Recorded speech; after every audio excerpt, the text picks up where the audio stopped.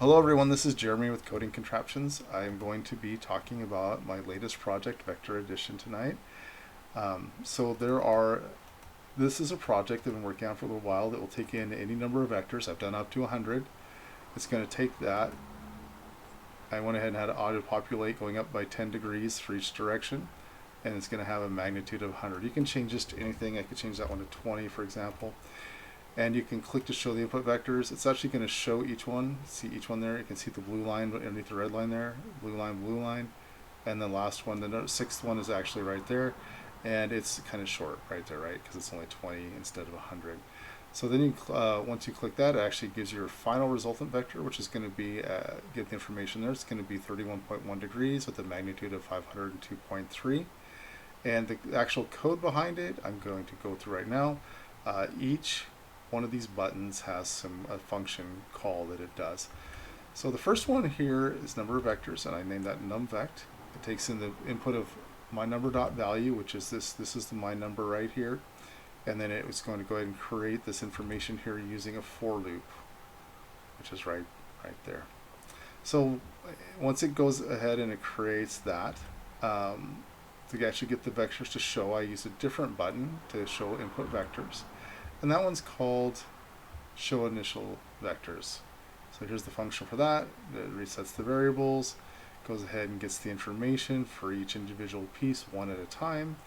It sends it to log because I use that for my error checking. And it's going to go ahead and draw that line using a different function called drawLine. It's going to pass the direction and the magnitude down to this other function. So drawLine is right here. So it takes that direction, magnitude. It's doing it in blue. It has a width of 1. You have to do a begin path whenever you start a new set of things in Canvas. At this point, it goes to the center of the area, so it's going to go right there.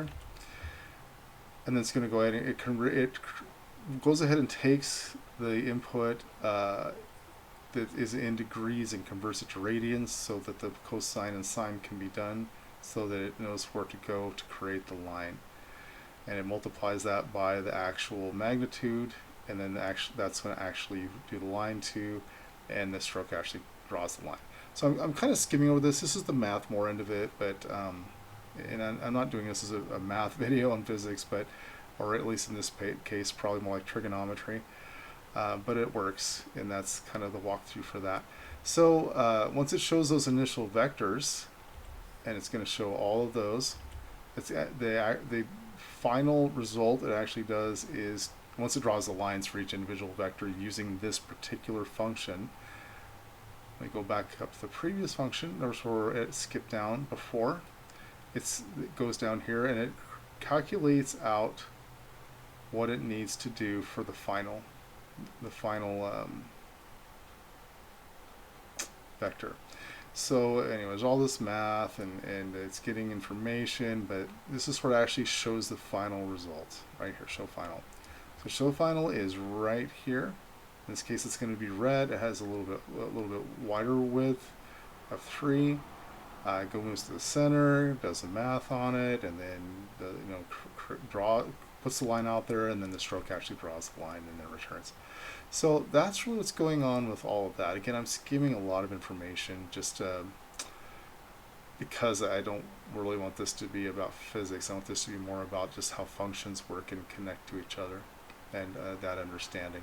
So anyway, this is the last part. It actually, it's going to go, this is click to reset the graph.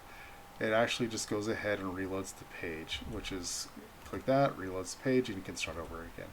So that's really everything in I guess, a nutshell. Again, it's a lot of information, I know. I feel like maybe I could have broken this up into smaller videos, but I'm ready to wrap this one up, honestly. It was a lot of work, and it was a lot of fun.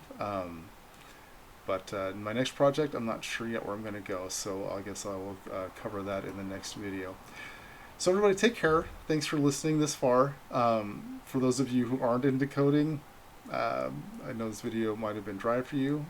And for those of you that are into coding, hopefully it just demonstrates kind of what I did to make this work. And for those of you into physics, I apologize because I didn't really go into the trigonometry or physics of this, but it is a good stepping stone to other physics project. Trigonometry pops up quite a bit in the physics realm. So, all right, take care, everybody.